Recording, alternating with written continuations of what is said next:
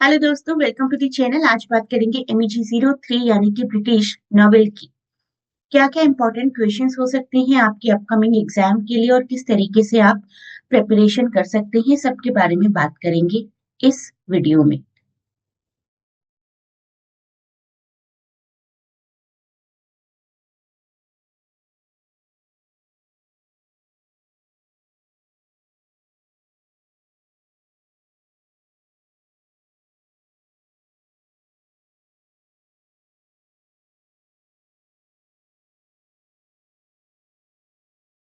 सबसे पहले आप अपने सिलेबस को अच्छे से जानें और इस लिंक पर कांटेक्ट करके आप PDF रिलेटेड प्रिपरेशन की इंक्वायरी कर सकते हैं। Tom Jones, Pride and Prejudice, Wuthering Heights, Great Expectations, Middlemarch, Heart of Darkness, Portrait of the Artist as a Young Man, Passage to India, Prime of Miss Jean Brodie. और किस तरीके के आपको questions आ सकते हैं। First question काफी common रहता है ब्रिटिश नॉवल के राइज के बारे में, ब्रिटिश नॉवल की कॉमन थीम्स के बारे में। ऐसे ही क्वेश्चंस है और मैंने आपको प्रॉपरली कुछ PDFs प्रोवाइड की हैं जिसके थ्रू आपको सभी इंपॉर्टेंट क्वेश्चन आंसर्स पता चल जाएंगे। और आप में से कई लोग मुझसे पूछते हैं कि मैम कोई नॉवेल क्या स्किप कर सकते हैं। तो लास्ट मोमेंट पे अगर प्रिपेयर कर रहे हैं तो मैं कहूंगी कि हाँ, स्किप कर सकते हो, लेकिन मेरा फर्स्ट सजेशन होता है कि सभी कुछ आप प्रिपेयर करें। अगर आप टॉप 5 नॉवेल्स प्रिपेयर करना चाहते हैं तो this should be the one: Tom Jones, Pride and Prejudice, Wuthering Heights, Great Expectations, Middlemarch and Passage to India. ये 5-6 नॉवेल्स जो हैं ये हैं आसान प्रिपेयर करने के लिए, 1 2 3 4 5 6। बाकी सबको आप थोड़ा लाइटली प्रिपेयर कर सकते हैं। लेकिन सजेशन मैं यही करती हूँ कि एटलीस्ट प्लॉट जरूर जानिए इन सबका, इनमें भी क्या बेसिक स्टोरी है, क्या बेसिक प्लॉट है वो भी जानिए। बाकी जो नॉवेल्स मैंने अभी आपको बताया वो थोड़ा सा थॉरली प्रिपेयर कर लीजिए।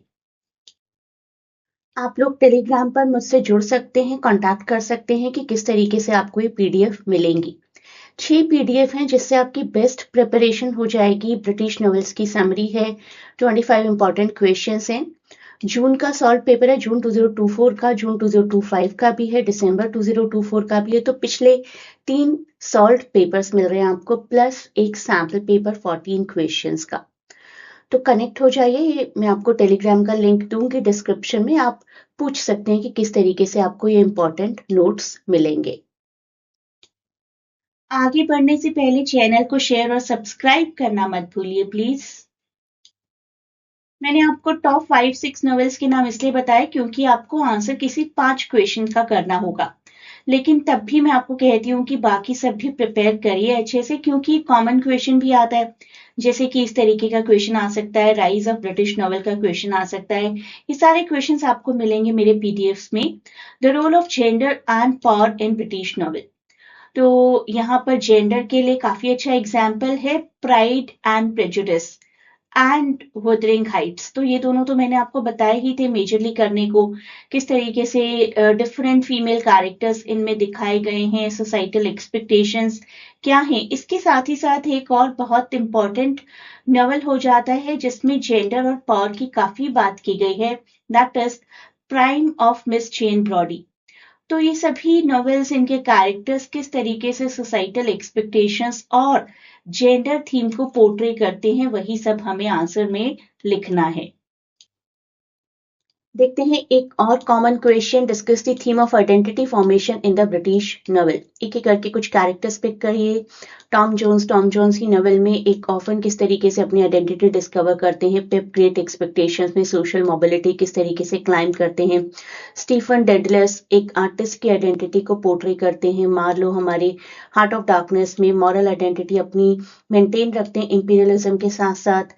EM फॉस्टर के characters in Passage to India अपनी कल्चरल आइडेंटिटी को मेंटेन करते हैं। एंड मिस जेन ब्रॉडी की गर्ल्स अपनी आइडेंटिटी को शेप करती हैं एजुकेशन के थ्रू।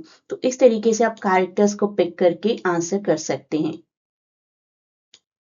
अब एक एक करके मैं आपसे डिस्कस करती जाऊंगी कौन कौन सी नॉवेल से कैसे क्वेश्चंस आ सकते हैं। टॉम जोन्स से 18 सेंचुरी की ब्रिटिश सोसाइटी के क्रिटिक का क्वेश्चन आ सकता है, किस तरीके से उस टाइम की सोसाइटी की हिपोक्रेसी को क्रिटिक किया है, अपर क्लास को क्रिटिक किया है टॉम के एडवेंचर्स के थ्रू। फील्डिंग ने दिखाया कि किस तरीके से हर इंडिविजुअल और उसका behaviour that is shaped by societal norms, और हमेशा इंडिविजुअल को अपने दिल की सुनने की जगह सोसाइटी के हिसाब से काम करना पड़ता है। नेक्स्ट क्वेश्चन जो आपको आ सकता है टॉम जोन्स से ही, that is significance of Tom Jones as buildings रोमैन।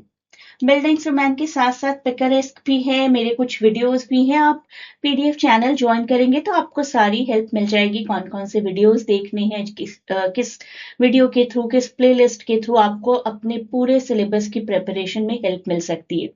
तो बिल्डिंग्स रोमैन कोई भी ऐसा नॉवल होता है जिसमें कि एक पर्सन की ग्रोथ दिखाई गई है। तो किस तरीके से टॉम की पूरी ग्रोथ है from the illegitimate child to a morally developed adult, उनकी जर्नी रिफ्लेक्ट करती है उनकी पर्सनल वर्च्यूज को, उनकी पर्सनल वर्च्यूज की डेवलपमेंट को, उनकी इंटेग्रिटी को, उनके मॉरल जजमेंट को, that is shaped by his experience and societal pressure also.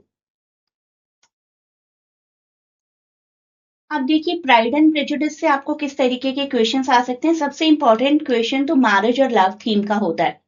Austin किस तरीके से मैरिज को क्रिटिक करती है as a social expectation. Characters जैसे कि शार्लोट लुकास है जो कि काफी अच्छी फ्रेंड हैं एलिजाबेथ की, she marries for security, while Elizabeth and Darcy, उनकी यूनियन उनके म्यूचुअल रिस्पेक्ट और लव की वजह से होती है। तो अलग अलग कैरेक्टर्स की मैरिजेस के रीजन क्या रहे वो आपको मेंशन करना है। इसके बाद क्वेश्चन आएगा एनालाइज एलिजाबेथ बेनेट्स डेवलपमेंट, और किसी भी कैरेक्टर की डेवलपमेंट के बारे में क्वेश्चन आ सकता है। एलिजाबेथ की डेवलपमेंट तो we can say is transformed because of her initial prejudice against Darcy. तो डार्सी के अगेंस्ट वो कैसा बिहेवियर रखती हैं और किस तरीके से फिर इनिशियल जजमेंट उनकी धीरे धीरे धीरे अफेक्शन में, अंडरस्टैंडिंग में कन्वर्ट होती है। She is able to overcome her view points, her biases, her pride, her prejudice. तो किस तरीके से सुपरफिशियल सोसाइटल जजमेंट्स को क्रिटिक किया है जेन ऑस्टन ने, वो सब कुछ आपको यहाँ पर लिखना है। आफ्टर दैट आपको वुदरिंग हाइट्स के क्वेश्चंस आएंगे। वुदरिंग हाइट्स में किस तरीके से प्यार एक डिस्ट्रक्टिव पावर है। यही क्वेश्चन किसी भी और लैंग्वेज में आ सकता है थोड़ा थोड़ा, कि किस तरीके से हमारे सेंट्रल कैरेक्टर हीथ क्लिफ एक हीरो होते हुए भी एक विलन है, किस तरीके से उनका जो पैशन है that becomes the force of revenge, destruction, टॉर्मेंटेशन।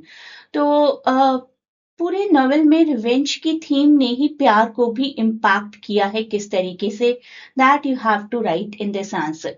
Next, how does Wuthering Heights portray the conflict between nature and nurture. यही क्वेश्चन आपको ना इस तरीके से भी आ सकता है कि दो प्लेसेस हैं, एक तो वुदरिंग हाइट्स और एक थ्रशक्रॉस ग्रेंज, किस तरीके से ये दोनों प्लेसेस अपने इनहेबिटेंट्स को इम्पैक्ट करते हैं, लेकिन थोड़ी सी लैंग्वेज डिफरेंट है, नेचर एंड नर्चर की बात की गई है। तो नॉवेल में दिखाया गया है कि किस तरीके से वुदरिंग हाइट्स कॉन्ट्रास्ट करता है थ्रश क्रॉस ग्रेंज को। कैरेक्टर्स जैसे कि हीथ क्लिफ और कैथरीन के थोड़े से वाइल्ड कैरेक्टर्स हैं, क्योंकि हमेशा वुदरिंग हाइट्स के हार्श एनवायरनमेंट में रहे हैं। And on the contrary, characters like Edgar and Edgar's sister Isabella, they are shown to be a little civilized character क्योंकि वो एक civilized environment में बड़े हुए हैं, and that civilized environment was Thrushcross Grange.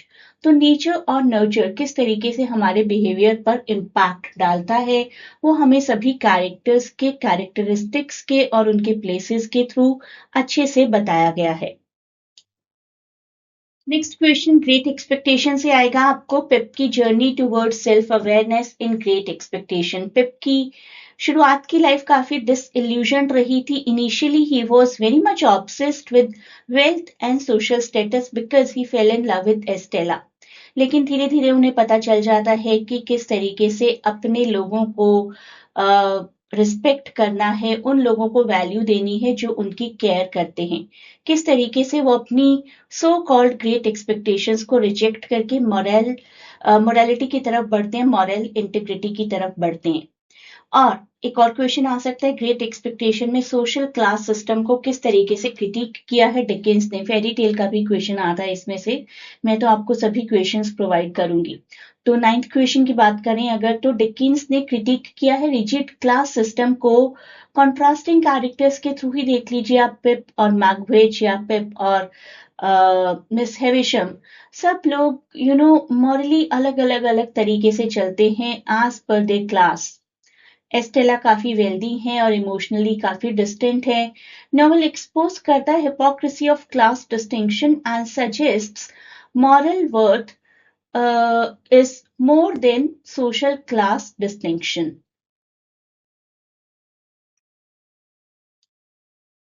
After that, you may get question from Middlemarch. Middlemarch में किस तरीके से women को दिखाया गया है? इलियट ने क्रिटिक किया है limited roles that was available to women at that point of time through the characters like Dorothy and Rosamund. डॉरेथी किस तरीके से मैरिज को अपना एक मीन्स मानती हैं to attain the educational academic intellect that she wanted to be, लेकिन society तो किसी फीमेल को एजुकेट नहीं होने देती थी। रोजामंड के अपने खुद के कुछ एम्बिशंस हैं, she also tries to secure her ambitions by getting married. तो मैरिज की थीम इससे रिलेटेड हो सकता है आपका नेक्स्ट क्वेश्चन। तो आपको बता देना है जितने भी मैरिड कपल्स हैं यहाँ पर, डॉरेथी की मैरिज कैसी रही है किसॉबन के साथ, रोजामंड की मैरिज कैसी रही है लिडगेट के साथ, रोजामंड के ब्रदर की मैरिज कैसी रही है उनकी फियांसी के साथ, सारे कैरेक्टर्स और उनकी मैरिज के बारे में आपको यहाँ पर बताना होगा। क्या क्या पर्पस रहे सबकी मैरिज की और क्या क्या इक्वेशंस रही सब मैरिजेस में। नेक्स्ट आपको क्वेश्चंस आ सकते हैं हार्ट ऑफ डार्कनेस से, किस तरीके से यूरोपियन इंपीरियलिज्म को क्रिटिक किया गया है। कॉनरेड ने बहुत अच्छे से क्रिटिक किया है ब्रूटल और एक्सप्लॉयटेटिव नेचर को ऑफ कॉलोनियलिज्म ऑफ इंपीरियलिज्म। किस तरीके से यूरोपियन मिशन दिखाया गया है कि वो मिशन तो कहते हैं कि सिविलाइजिंग है, लेकिन सिविलाइजेशन के नाम पर किस तरीके से morally colonizers are corrupt and just exploiting the colonized. Destruction किस तरीके से take place कर रहा है at the both ends, colonizer और colonized both. Symbolic significance इसके बाद देखिए, जर्नी जो हमारी रहती है कॉन्गो की journey in heart of darkness, वो क्या है अपने आप में। Journey into the Congo basically symbolizing a descent into human mind's darker aspect. तभी हमारे नॉवेल का नाम भी है heart of darkness. As Marlow हमारे central character, he ventures deeper and deeper. The physical journey mirrors the psychological journey of heart of darkness. तो savage किस तरीके से दिखाई गई है at the land of colonisers, and how come mankind is changing into a dark entity that has been shown through the whole journey. Next question आपको आ सकता है पोर्ट्रेट ऑफ द आर्टिस्ट से स्टीफन डेडलर्स की स्ट्रगल, किस तरीके से Catholicism के साथ नेशनलिज्म के साथ वो स्ट्रगल करते हैं, अपने आप को आयरिश कल्चर से डिस्टेंट कर लेते हैं, अपनी एक आइडेंटिटी क्रिएट करना चाहते हैं as an artist. He breaks from the general notions of getting associated with the nation और artistic independence की तलाश में रहते हैं। नेक्स्ट क्वेश्चन देखिए, किस तरीके से आर्टिस्टिक डेवलपमेंट दिखाया गया, तो अपने प्रीवियस आंसर को ही थोड़ा सा और एक्सप्लोर करना है। स्टीफन का evolution as an artist from his initial fascination with beauty to his eventual rejection of conventional job profiles. Conventional job profile से हटकर किस तरीके से वो अपने आर्टिस्टिक इम्पल्सेस की तरफ मूव होते हैं, that you have to write down here. अब आपको क्वेश्चन आ सकता है पैसेज टू इंडिया से, थीम ऑफ कल्चरल मिसअंडरस्टैंडिंग। जब तक दो कल्चर एक दूसरे के साथ एग्जिस्ट करेंगे, मिसअंडरस्टैंडिंग तो आएगी ही। Cultural gap, racial tension, misinterpretation की तरफ किस तरीके से लीड करते हैं, क्रॉस कल्चरल कम्युनिकेशन कैसे नहीं हो पाता है, डॉक्टर अजीज का ट्रायल क्यों होता है, only because of the cultural misunderstanding. Role of friendship, friendship काफी बड़ा थीम है इस पर्टिकुलर नॉवेल में। कल्चरल और रेशियल टेंशन, डॉक्टर अजीज की relationship with Mrs Moore and many of the contemporary Indian and British characters, किस तरीके से उनकी डेवलपमेंट होती है, हो सकती थी, लेकिन कॉलोनियल कॉन्टेक्स्ट में नहीं हो पाती है, because one side is of colonisers and one side is of colonised. तो ऐसी रिलेशनशिप रहते हुए किसी इंडियन और ब्रिटिश की फ्रेंडशिप क्या पॉसिबल है, क्या पॉसिबल नहीं है, क्या क्या पॉसिबिलिटी हैं, वो सब कुछ आपको इस आंसर में लिखना है। Next question is from Prime of Miss Jean Brodie. किस तरीके से पॉर को दिखाया गया है, उनकी क्या पॉर रही थी मिस जेन ब्रॉडी की अपने स्टूडेंट्स पर। अपने स्टूडेंट्स पर काफी ट्रस्ट किया करती थी, स्टूडेंट्स भी काफी लॉयल थे, लेकिन एक अनकन्वेंशनल रिलेशनशिप तो थी ही। उनकी जो पॉर है that is ultimately undermined by the betrayal and independence of all the students. Examine the theme of loyalty. Loyalty की थीम में आप पिछले आंसर को ही थोड़ा सा और एक्सपैंड कर देंगे। लॉयल्टी एक सेंट्रल थीम है। मिस ब्रॉडी डिमांड करती हैं कि उनको कंप्लीटली फॉलो किया जाए बाय ऑल द स्टूडेंट्स, जिनको ब्रॉडी सेट भी बोला जाता था। हाउएवर जितनी भी गर्ल्स थी उनके इस ग्रुप में अल्टीमेटली उनकी अथॉरिटी को चैलेंज करती हैं और उनको बीट्रे भी किया जाता है। किस तरीके से किया जाता है, कौन करता है, उसको जानने के लिए आपको नॉवेल पढ़ना तो पड़ेगा ही, चाहे आप शॉर्ट में ही पढ़ें। एक और क्वेश्चन आ सकता है prime of Miss Jean Brodie से ही। Prime of Miss Jean Brodie represents the feminist form of Bildungsroman. It can be interpreted as a feminist form of Bildungsroman because it traces the growth and self-understanding of a group of young girls while questioning traditional power, traditional structures, gender expectations, and the role of women in shaping their own identities. Classic जो mail buildings Roman होते हैं जिसमें focus होता है on the development of single male hero, जैसे कि great expectation में हमारी राइटर मुरियल स्पार्क, उनका ही नॉवल प्रेजेंट करता है coming of age process through the experience of all the girls who were the part of Miss Jean Brodie set, specially Sandy Else. She is a person who is shaped by the world because of all the rest of the female influence. तो एक पूरा set किस तरीके से काम करता है वो आपको समझाना पड़ेगा इस आंसर में। Again I am telling you about all these notes. ये पूरी 6 पीडीएफ्स हैं जिसकी हेल्प से आपकी बेस्ट प्रिपरेशन हो जाएगी। पीडीएफ कैसे ग्रैब करनी है, आप लिंक देख लीजिए, एक टेलीग्राम लिंक है, आप उस पर कनेक्ट करके क्वेरी कर सकते हैं पीडीएफ ग्रैब करने के लिए। तो ये मैं लाइव क्लासेस भी रन करती हूँ, आप अपने सब्जेक्ट्स के अकॉर्डिंग इंक्वायर कर सकते हैं। ऑल्दो बहुत से सब्जेक्ट्स की कोचिंग ऑलरेडी शुरू हो चुकी है, बट लेट अस सी आपके कौन कौन से सब्जेक्ट हैं। अगर कोई भी पॉसिबिलिटी होगी एक नया बैच क्रिएट करने की तो I will go for that. A great good luck for your exams.